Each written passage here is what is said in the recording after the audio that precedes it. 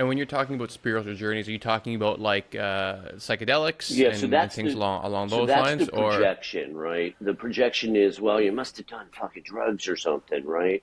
And when Kundalini is a type of psychic energy that you can't prove, but if you've ever listened to a Sadhguru type or a Paramahansa Yogananda, autobiography of a yogi, the yogis all sure? understand this. It's energy that's coiled at the base of the spine that if you unleash it prematurely or the system isn't ready for it, it'll cause some kind of damage. And that's what happened to me. There are people out there that are probably died or wound up in, psychiatric hospitals from what I experienced.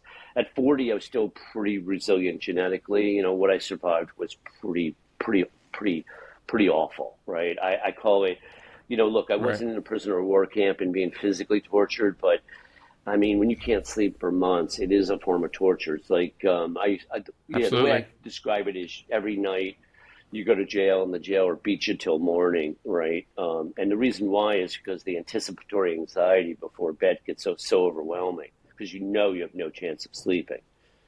Um, Right. Oh, yeah, right. So so even the idea of going to bed creates its own anxiety because you o- realize you're about to step into a overwhelming, solitary yeah, confinement. overwhelming anxiety. Like it's so.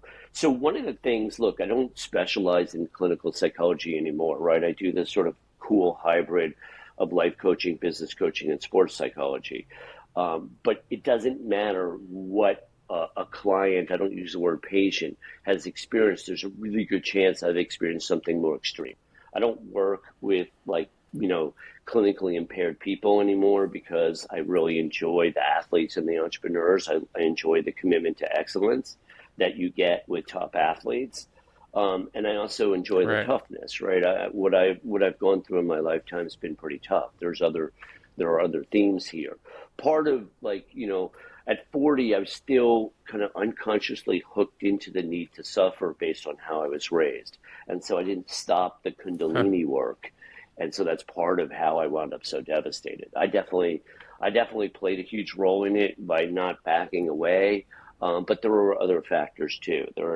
Sabotage can come from within and without. It doesn't always, it's a complicated dynamic.